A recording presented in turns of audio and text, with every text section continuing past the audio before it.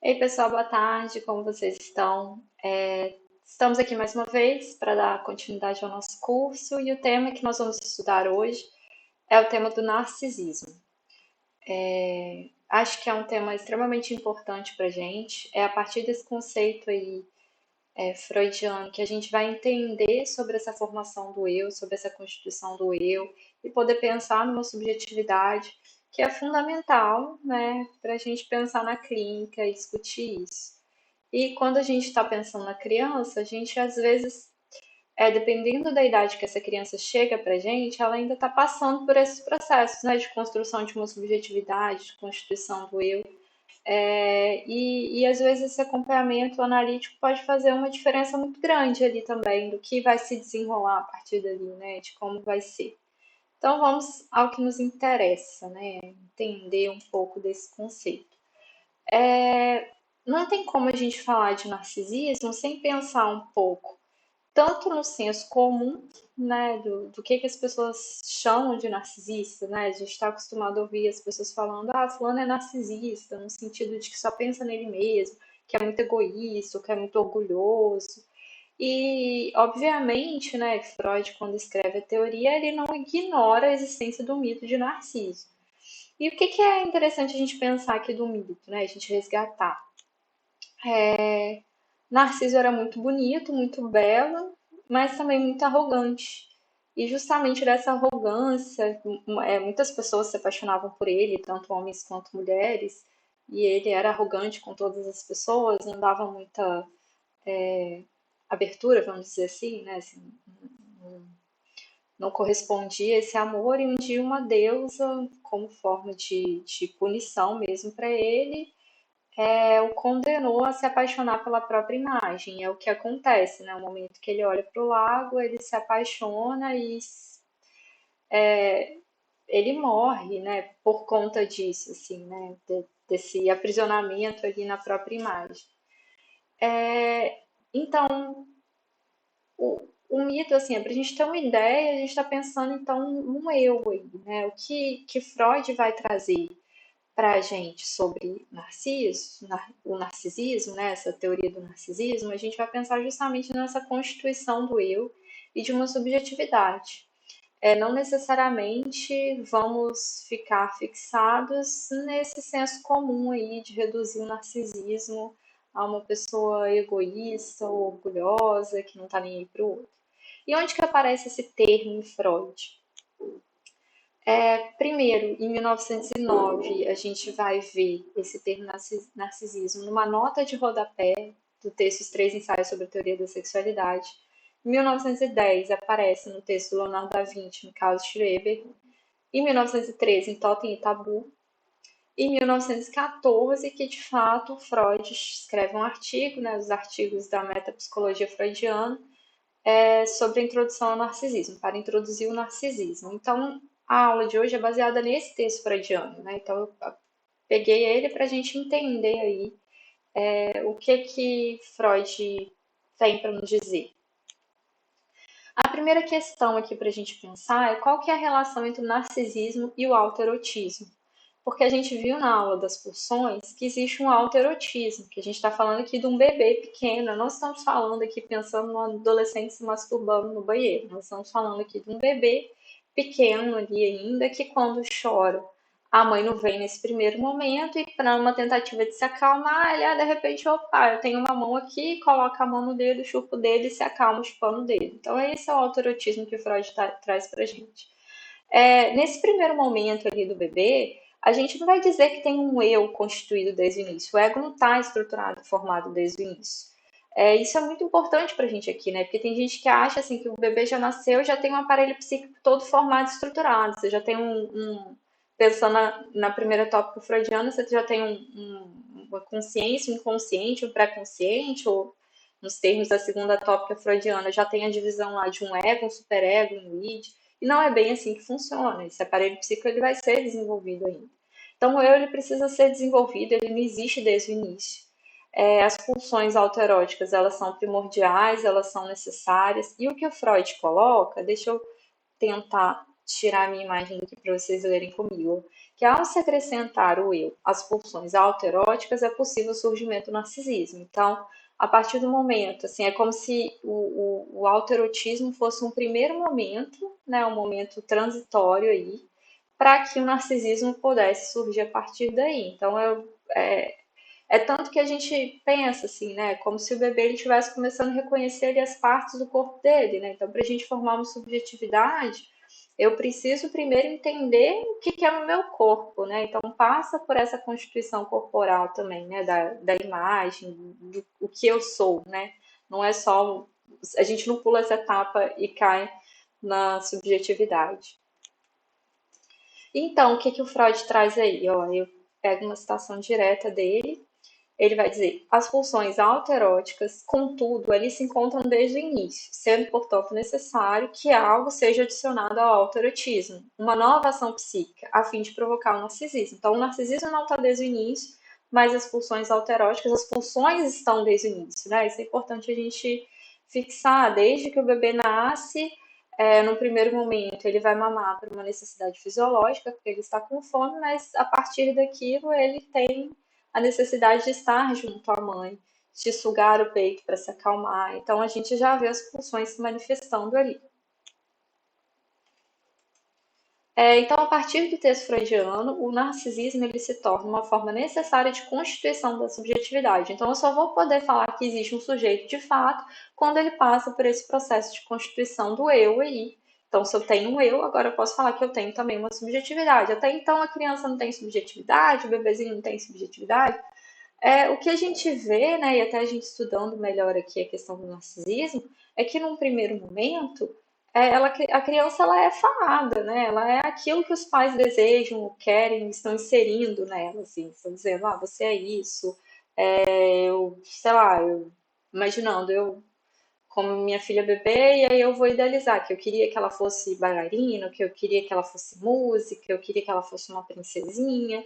E aí ela vai crescendo e às vezes ela vai me mostrando que ela não é tão princesinha assim, que ela não gosta de usar laço, ela não gosta de vestido emperequetado, que coisas que apertam e incomodam ela não gosta. E aí ela vai mostrando, ela vai constituindo, né, essa maneira de ser dela, mas isso não está dado desde o início, porque mesmo que ela reclame, eu vou insistir, eu vou falar, não, você vai sair com essa roupa, eu que mando aqui e vou vestir essa roupa em você, sabe? Então, inicialmente, por mais que tem traços, né, tem características, tem coisas que a criança ela tenta marcar e a gente fica meio assim, nossa, mas de onde ela aprendeu isso? Com quem ela aprendeu isso? Né? Que parece algo muito próprio da criança, isso não está dado e formado desde o início, né? Isso vai sendo constituído. Então, o eu, como eu já disse aqui, o eu, né, algumas pessoas chamam de ego, ele não está presente desde o início, ele tem que ser acrescentado algo ao autoerotismo para o narcisismo se constituir.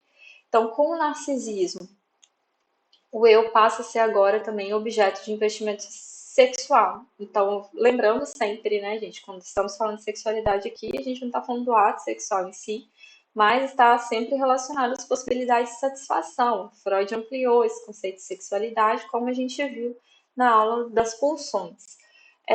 Então, é a partir, né, do narcisismo que a gente vai poder pensar que existe um eu e que ele também é objeto de investimento. Eu vou investir no meu próprio eu, vou investir em mim mesmo, né? Eu tenho interesse em mim mesmo, né? Então, isso é a partir da constituição do narcisismo.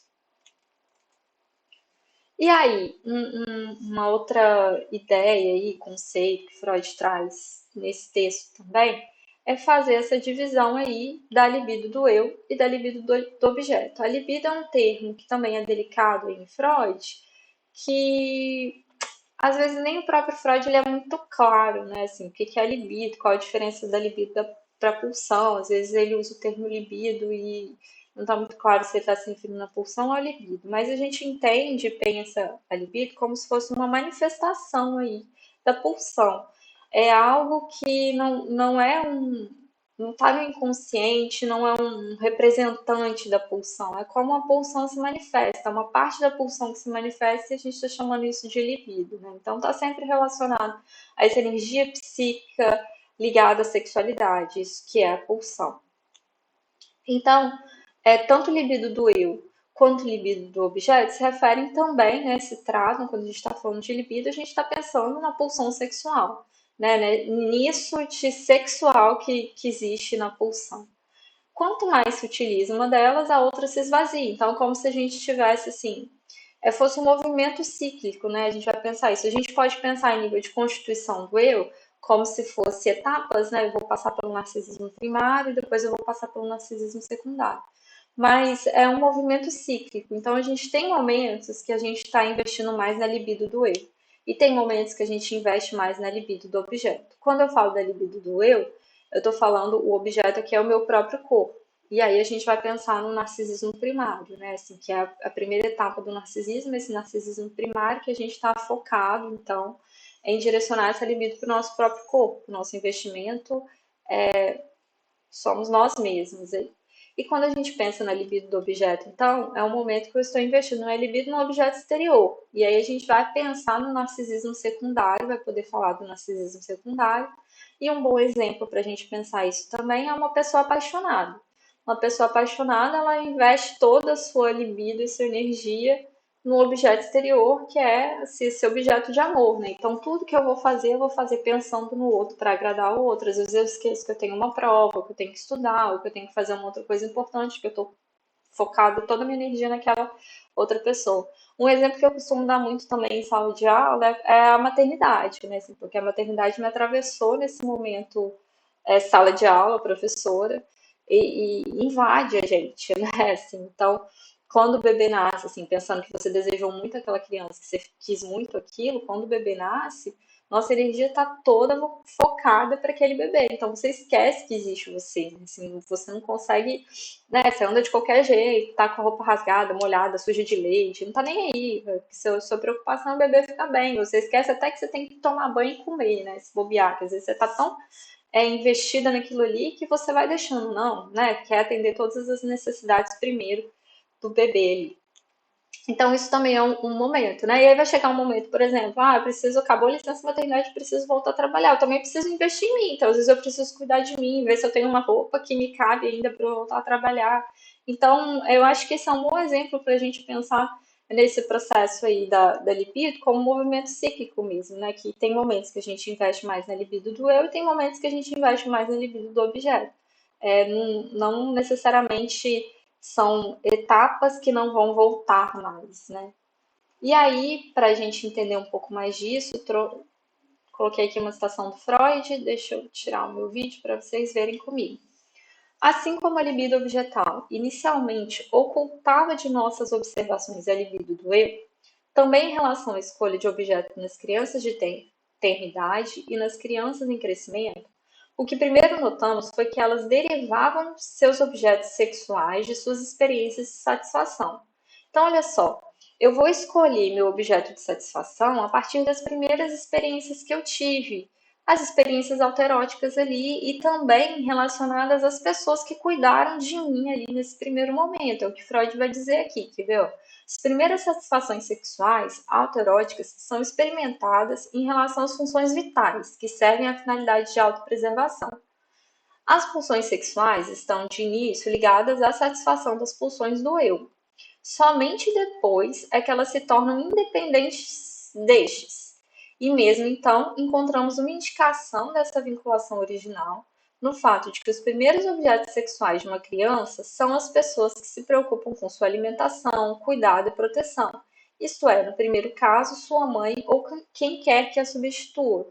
Então, geralmente, o primeiro objeto de amor da criança vai ser essa pessoa que está responsável pelos cuidados dela, seja a mãe que exerce essa função, ou às vezes o pai, ou às vezes uma avó, um tio, pessoas que estão próximas e atendendo essas primeiras necessidades que inicialmente são biológicas também, né, de sobrevivência, né, a criança precisa comer, precisa, para ela sobreviver, ela precisa comer, ela precisa se alimentar, né, o homem é um dos animais aí, mamíferos que demandam mais cuidados para a sobrevivência, que você pega, né, você vai ver outros filhotes, eu costumo sempre, repito isso várias vezes, do nascimento da girafa, né? A girafinha cai lá de 2 metros de altura da mãe, e se ela não fica em pé e vai mamar, ela vai morrer. Então é uma coisa que depende dela desde o início, né? Quanto tempo a criança demora, em média, aí 1 ano para ela começar a andar?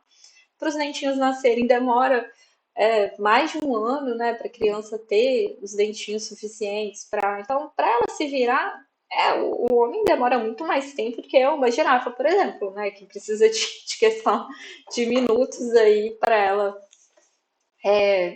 ficar em pé e mamar e sobreviver, né? Então,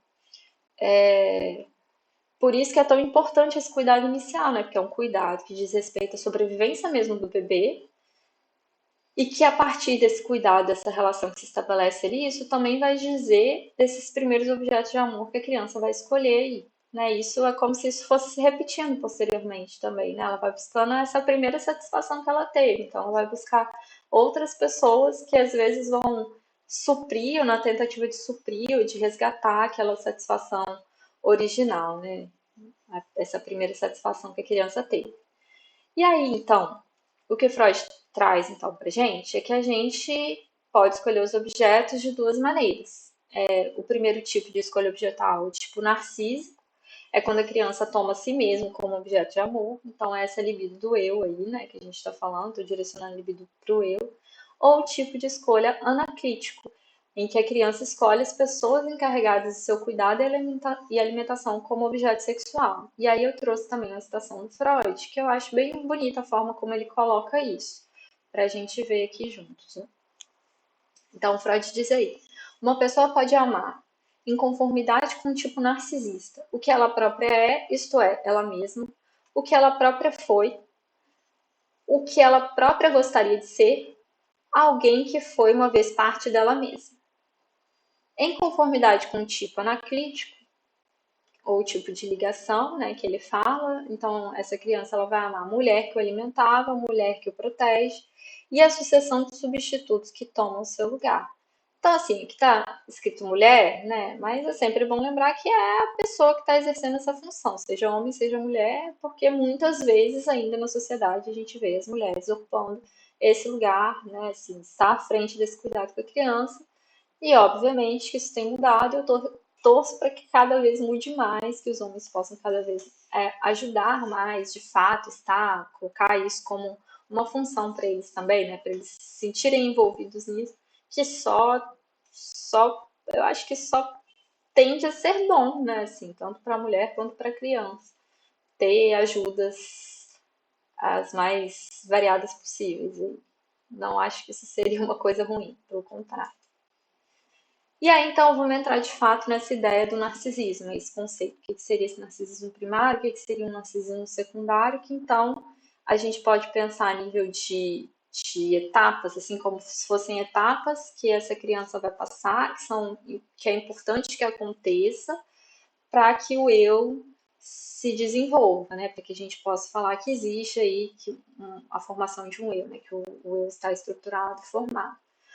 O narcisismo primário, então, indicaria uma fase intermediária. Freud coloca como se fosse um momento intermediário entre eu tenho o autoerotismo, aí vem o narcisismo primário, aí depois o narcisismo secundário como uma outra etapa. Então, originalmente, o ser humano ele tem dois objetos sexuais, que é ele mesmo e a pessoa que cuida dele, e o narcisismo primário passaria por esse primeiro momento aí que eu começo a me colocar como esse meu objeto de amor, né? Assim, eu começo a me entender que eu sou um corpo, né? E começo a me distanciar dessa outra pessoa que cuida de mim, porque num primeiro momento tá tudo muito misturado. O bebê não tem muita clareza que o seio é da mãe. Para o bebê, aquele peito é um pedaço do corpo dele. Então, se a mãe sai de perto, se tira fora, é um desespero, né? Assim, como assim você está arrancando isso de mim? A partir de 1920, o Freud chega a colocar o narcisismo primário como esse momento do autoerotismo. Assim. Então, ele vai colocar como equivalentes, né? Narcisismo primário e autoerotismo. Mas o que é importante aqui a gente ter claro e fixar é que nesse momento não existe ainda um eu estruturado. A gente tem ali a pulsão sexual tentando obter uma satisfação autoerótica, né? Então não tem ainda um eu estruturado aí, tá? É como se fosse uma etapa necessária para essa constituição, formação desse eu aí. É um primeiro momento que isso vai acontecer, né? Que é necessário para que isso aconteça. E aí, o que acontece nessa etapa? Como é que é, né, para a criança? Nesse momento, então, o indivíduo está fechado em si mesmo, sem qualquer mediação com o mundo externo, exterior, assim, externo, no sentido de que ele está direcionando a libido dele toda para ele mesmo, né? Ele não está preocupado com o que está acontecendo fora dele, né? O mundo virou ele. E está muito relacionado à imagem corporal. Então, esse é um momento de que a criança começa a reconhecer a imagem dela como sendo diferente da imagem da mãe dela, né? Então, você pega a Lacan, né, que trabalha estágio de espelho, é mais ou menos de 6 meses de idade até 1 ano e meio, por aí, que a criança começa a reconhecer aquela imagem como sendo dela, né? É muito engraçado a gente ver com cachorro também. Eu lembro muito da minha cachorra, muito pequenininha, filhotinha, assim, eu adotei ela, ela não tinha nem, mal tinha 1 mês de vida, assim. E aí ela se olhava no espelho e aí ela saía correndo para trás do espelho para tentar achar o cachorro, né? Atrás do espelho. Não existia cachorro atrás do espelho, era a imagem dela. Então o bebê inicialmente é isso, né? Ele olha, às vezes ele fica surpreso com aquela imagem que ele vê, e aí ele olha para você, olha para o espelho, e com o tempo ele começa a entender que aquela imagem é dele, ele começa a se reconhecer ali naquela imagem, né? Assim, é muito legal quem tem criança perto, assim, a gente vê muita teoria psicanalítica nas nossas crianças, assim, porque a gente vê mesmo, é possível ver, né? As pessoas às vezes acham que a psicanálise é uma teoria, assim, que é tão distante, tão impossível e tá na nossa casa, né? Assim, é muito nítido ver isso. Então, quando a gente está falando do narcisismo primário, a gente está falando desse primeiro momento aí que está relacionado a essa imagem corporal, essa construção da imagem corporal, essa separação, né, da imagem da criança, da mãe, que a mãe muitas vezes está muito colada ali naquela criança também.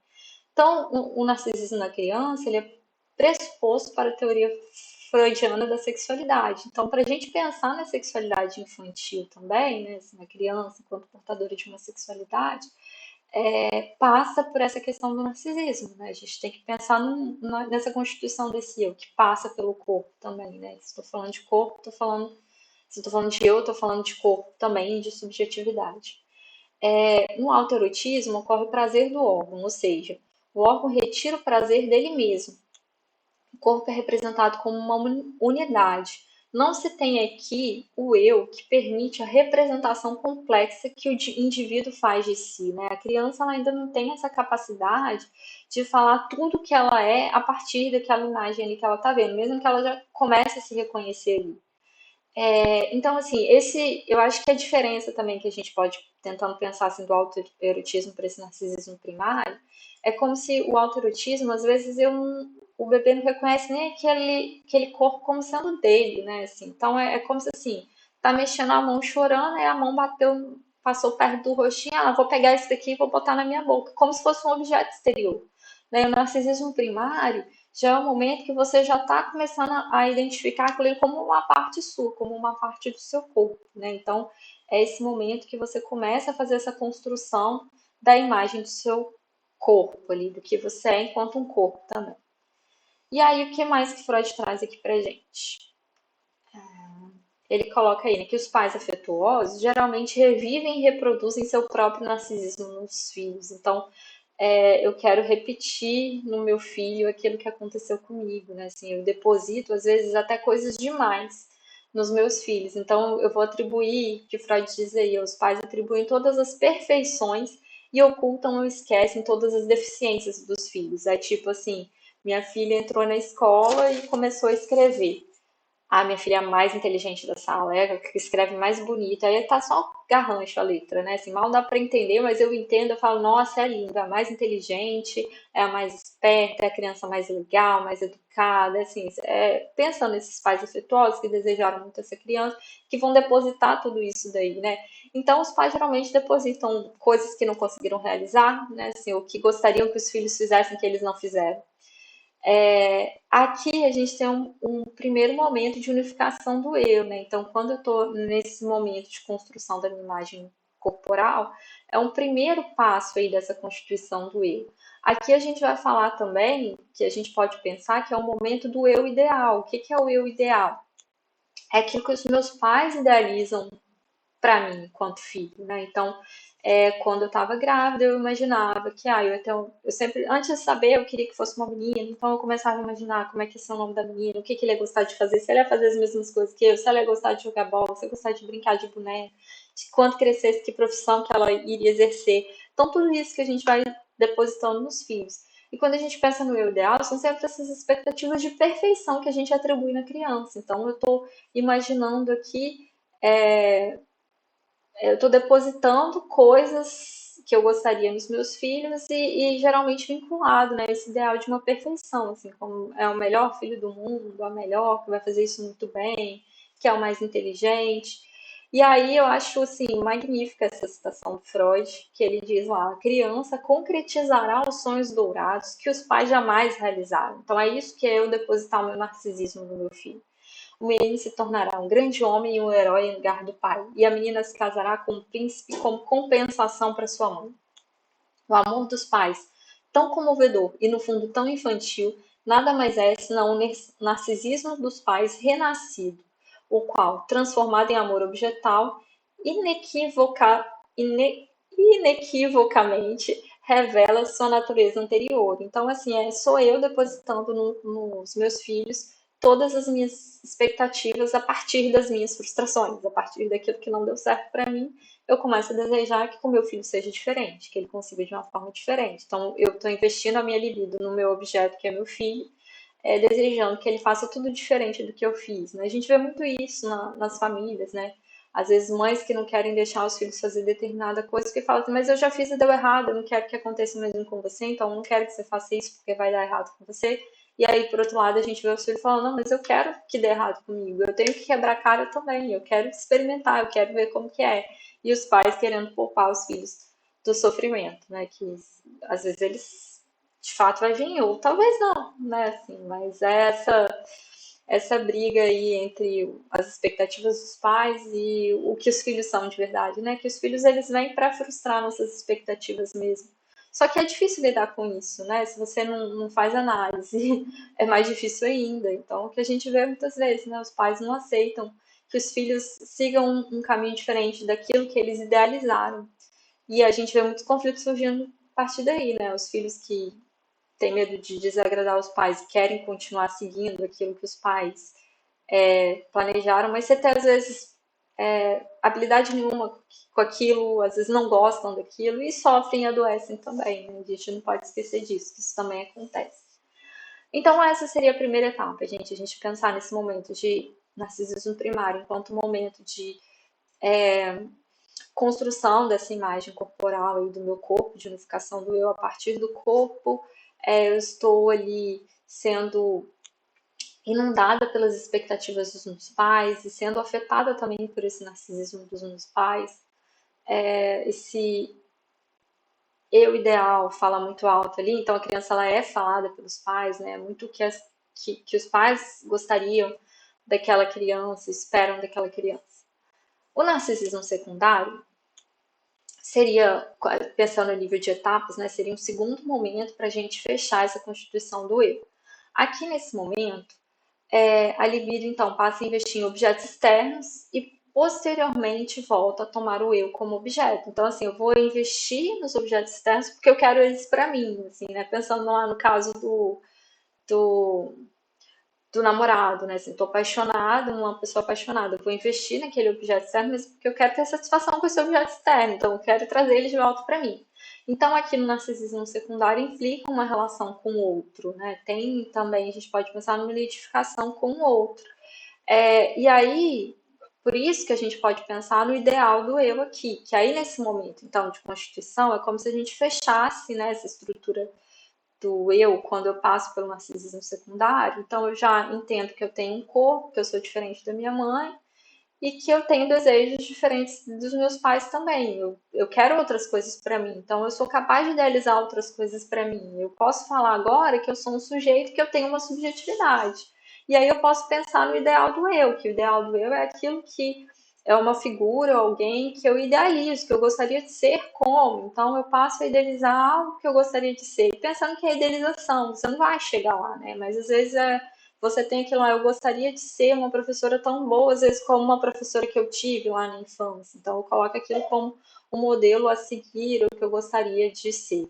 Aqui a gente também tem esse plano simbólico, né?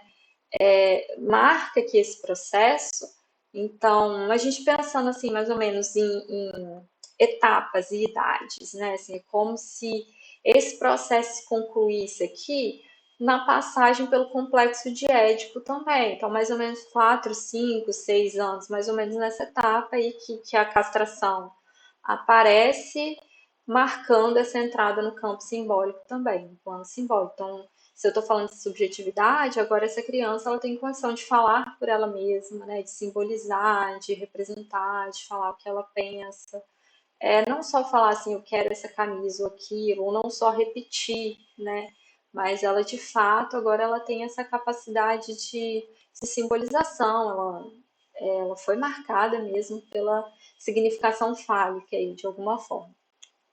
Aí eu trouxe aqui também uma citação do Garcia Rosa, que ele diz aí, ó, não há um abandono completo do eu em benefício do investimento objetal, nem posteriormente um abandono completo do investimento objetal em favor do eu.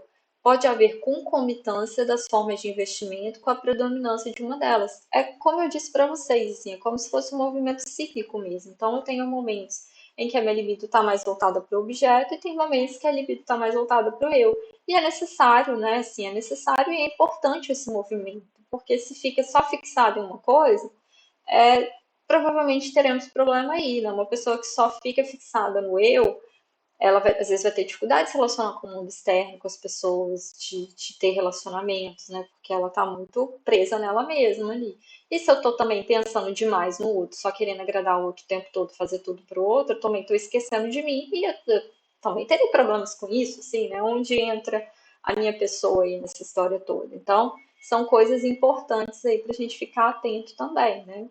Que é um movimento mesmo, assim. E aí uma coisa interessante que o Freud traz para gente também nesse texto é que ele fala assim, mais ou menos como se daria ou como aconteceria em estruturas diferentes. Como seria essa relação da libido em estruturas diferentes. Então, no caso dos neuróticos aí, por exemplo, ele vai dizer que há uma retração da libido em favor do eu. O indivíduo mantém o vínculo erótico com pessoas e coisas por meio da fantasia. Então, eu consigo, às vezes, me deixo um pouco de lado, porque eu estou ali envolvida com as outras pessoas e preocupada com as outras pessoas. Assim, né? Um estéril, por exemplo, que vive muito ali a partir do desejo do outro, né? Assim, então, eu vou fazer o que eu acho que o outro gostaria que eu fizesse, né? Então, você dirige a sua libido muito também para as outras pessoas e você consegue manter esse vínculo com as pessoas por meio de fantasias também, né? Que você está inserida ali nesse campo simbólico. No caso da psicose, o que a gente vê, né, assim, que acontece, muitas vezes acontece? Tem uma retirada da libido das pessoas e coisas sem utilizar-se da fantasia, né? Então, o psicótico, nessa pensando numa pessoa que está em surto, ele não está imaginando aqui, sei lá, se ele está falando assim, um exemplo bem assim, só para tentar ser didático. Os ETs vão chegar amanhã, se isso faz parte do surto dele, os ETs de fato vão chegar amanhã. Ele não tem dúvida disso e ele nem está fantasiando, né? Isso é a realidade para ele. O que acontece muitas vezes aqui na psicose é um corte com relação ao objeto e um acúmulo da libido no eu. Então, às vezes, vai ter essa dificuldade de estabelecer um vínculo erótico aí com os objetos do mundo, né, e com as pessoas. Às vezes não tem espaço para isso, assim, né, nas relações, ele vai haver uma dificuldade com isso. Então, o vínculo erótico com os objetos do mundo é eliminado, né? Então, como se a libido ela tá ali no eu só, não é possível um lugar para os objetos imaginários.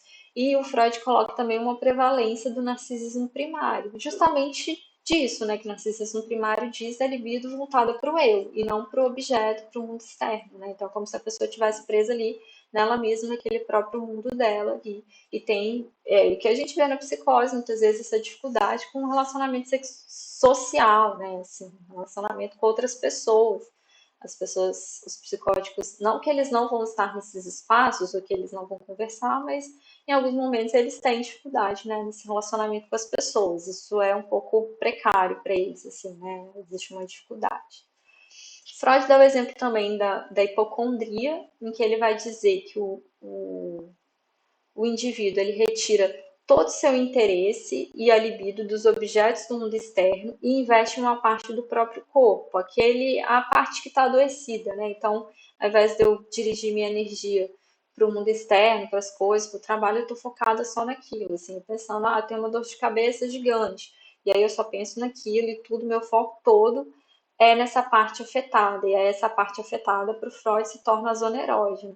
E a gente vê algumas pessoas assim que parece que a dor ela meio que vai andando, né? Assim, hoje é a cabeça, amanhã é a perna e depois de amanhã é um outro lugar, assim, que fica muito focada nisso, né? Uso de remédio, enfim.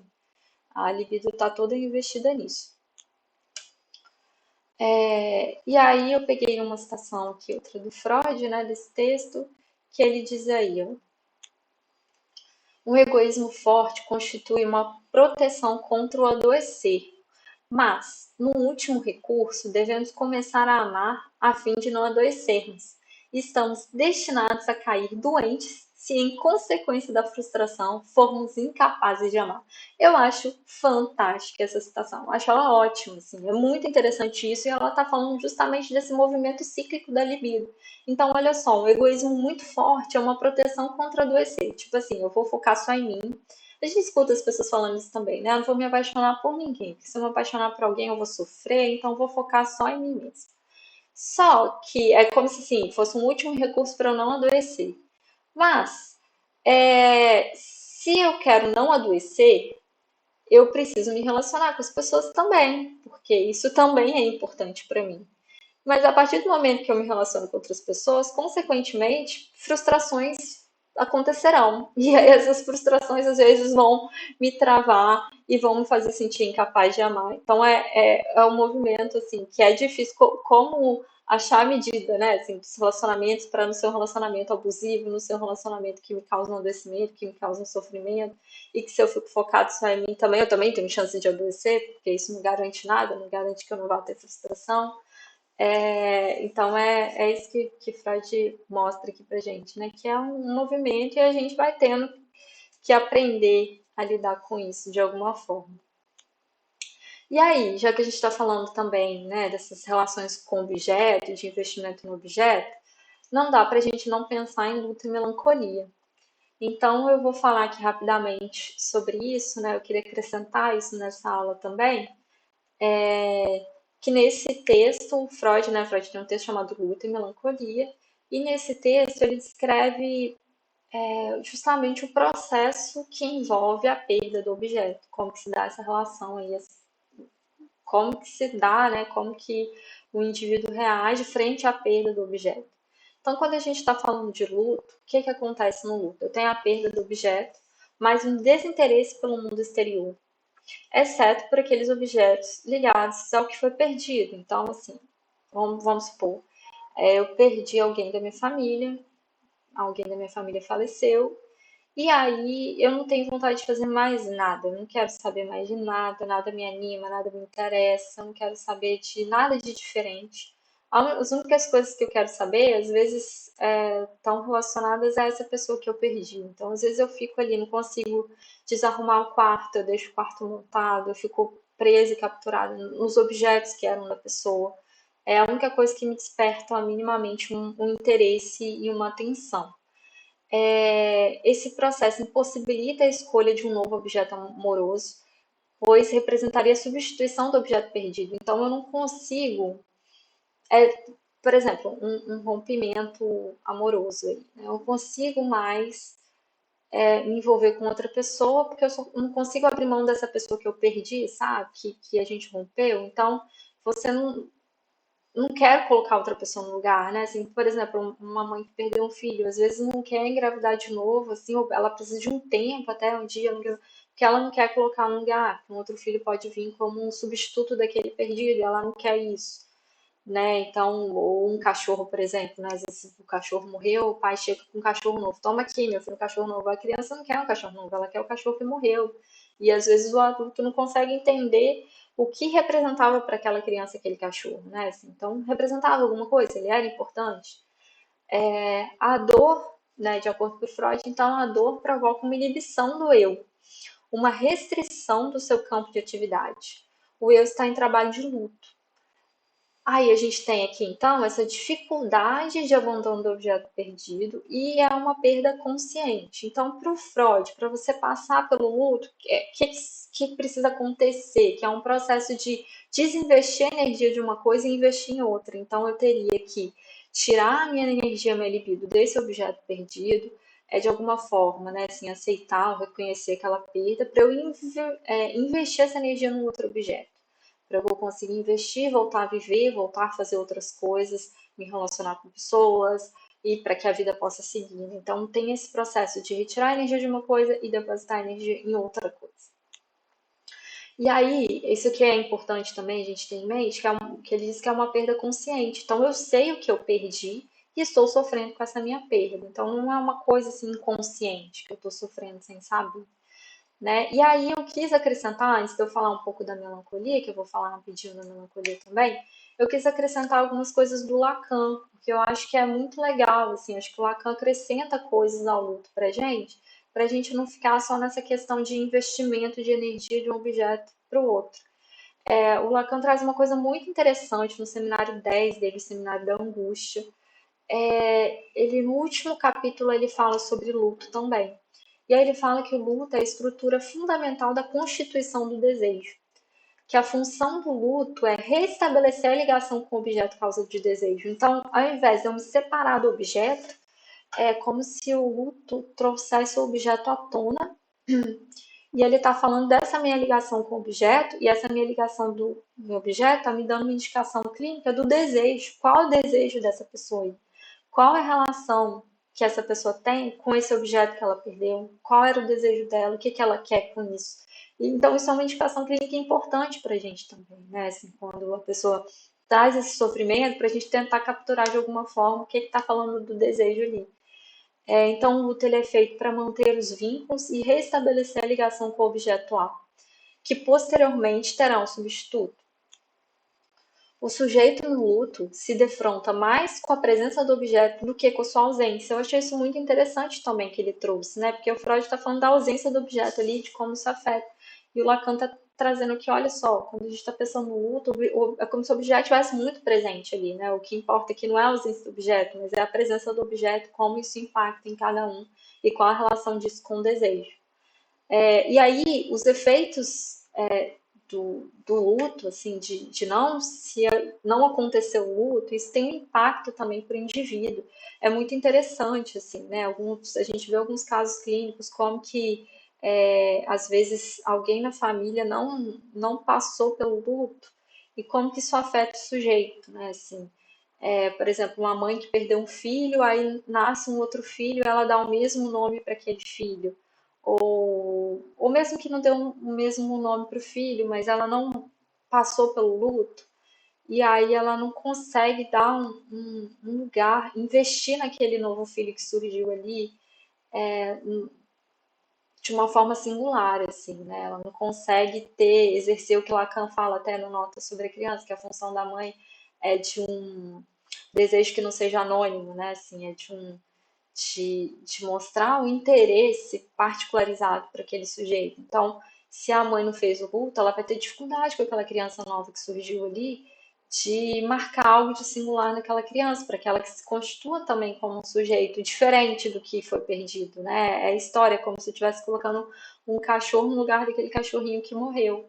E não é o mesmo cachorro, é um outro cachorro, né? Então, o filho, né, assim, é disso que se trata também. Não é só você substituir, eu perdi, eu tive um aborto, então vou engravidar de novo, ter um outro filho e pronto, tá tudo resolvido. Não, são situações diferentes. É preciso que isso seja separado, porque isso vai afetar e vai ter impacto naquela criança que vai surgir ali. E aí uma coisa interessante também que o Lacan traz é quando ele fala do Hamlet e da mãe, né, assim. E aí o Lacan coloca que a ausência de luto na mãe de Hamlet fez desvanecer nele qualquer impulso de um desejo. Falta desejo porque o ideal desmoronou. Então, assim, para ter desejo, o sujeito, a criança tem um desejo ali, tem que ter esse interesse particularizado da mãe, que vai marcar uma singularidade, que vai marcar uma diferença, e que vai auxiliar para que essa criança se constitua também como sujeito, que ela passe por esse processo aí do narcisismo primário, narcisismo secundário, essa entrada aí no campo simbólico e que esse eu esteja constituído para que ela consiga também falar o que ela quer, o que ela deseja, né? Porque eu só consigo falar o que eu quero a partir do que falaram de mim antes. E se não falam nada de mim antes, o que eu vou ser, né? Assim, vai ficar no ser ou não ser, eis a questão. Assim, eu vou ficar ali no meio do caminho, não vou saber muito o que fazer, o que decidir, nem que eu faça tudo diferente do que a minha mãe imaginou, mas aquilo dali é como se fosse um guia, né, para eu seguir, assim. Eu não concordo com minha mãe, não concordo com meu pai, eu vou fazer tudo diferente, mas eu tenho ali um ponto de referência, um ponto de onde seguir. E se não tem nada disso, para que lado que vai, o que vai acontecer dali, sabe? Então essa criança ela fica ali nesse meio do caminho, meio perdida nisso ali. Então acho que isso é importante, eu achei muito interessante essas considerações que o Lacan faz e traz. E aí, para fechar hoje, eu queria trazer um pouco da melancolia que o Freud traz nesse texto Luto e Melancolia. Então, qual que é a diferença aí do luto, né? Escutei outro dia uma pessoa falando assim, mas então o luto seria, a melancolia seria porque a pessoa não elaborou o luto, não passou pelo luto e virou uma melancolia. Não, a melancolia não virou, o luto não virou melancolia. O luto é uma coisa, a melancolia é outra coisa. Então, a melancolia, o que a gente tem? É diminuição do sentimento de autoestima, autorrecriminação e auto-envelhecimento. Expectativas de punição. Perda do objeto, não necessariamente pela morte. Não é uma perda consciente, às vezes eu não sei bem o que eu perdi. Incapacidade de estabelecer nova relação amorosa. Nesse caso, a pessoa sabe quem ela perdeu, mas não o que perdeu nesse alguém. Então isso é muito interessante, assim, porque eu perdi, vamos supor, foi o relacionamento, rompi um relacionamento. Eu sei que o relacionamento rompeu, mas eu me sinto muito mal, que eu não consigo explicar sobre essa perda, o que que eu perdi, o que que eu estou sentindo, e é como se uma parte de mim tivesse se perdido, porque a gente tem uma identificação aqui da pessoa, do eu, com o objeto perdido. Então é como se eu tivesse perdido o meu próprio eu. E aí isso é devastador, assim, eu não suporto isso, assim, porque eu não sei o que eu perdi algo e é como se esse algo que eu tivesse perdido fosse uma parte minha, assim, é algo insuportável, né? Então tem uma desvalorização do próprio eu aqui, uma autodegradação e a nível estrutural, se a gente pensar nas estruturas clínicas, neurose, psicose, perversão, a gente pode colocar a melancolia aí dentro do campo da psicose. Então a gente tem que ter muito cuidado com esse sujeito melancólico. A gente não pode confundir assim com esse campo da neurose, como se fosse só uma depressão. Não, assim, a melancolia ela é diferente, a gente tem que ficar muito mais atento porque o melancólico ele tem uma chance muito mais alta de fazer a passagem ao ato, de se suicidar. Então, a gente precisa ficar atento a isso, né? E tentar identificar isso, porque às vezes é difícil também a gente identificar que é uma melancolia, né? Um exemplo que eu costumo dar também de melancolia, que no meu ponto de vista diz respeito a isso, é aquele filme Nasce uma Estrela, que a Lady Gaga interpreta, né? Uma menina que também canta, e aí o parceiro dela no filme, que faz par romântico, é um cantor também, no meu ponto de vista, é um bom exemplo para a gente pensar a melancolia. Então, se você não viu o filme, fica a dica aí para você assistir. É ótimo o filme, assim, eu gosto muito. Chorei bastante assistindo, mas eu acho que vale a pena, assim, até para entender um pouco disso, né? E a gente pode até debater sobre isso depois também. Acho que se tiverem interesse aí. E é isso, gente. A aula de hoje é isso. Espero que vocês tenham entendido um pouco desse conceito do narcisismo. Qualquer dúvida, deixem nos comentários, né? Assim, se não quiser deixar no comentário, pode mandar e-mail também, italapsicanalista.gmail.com. E eu tô aqui pra gente discutir e debater juntos. Espero que vocês aproveitem e não fiquem com as dúvidas para vocês. Compartilhem comigo aí pra gente conversar mais. Um abração e até a próxima.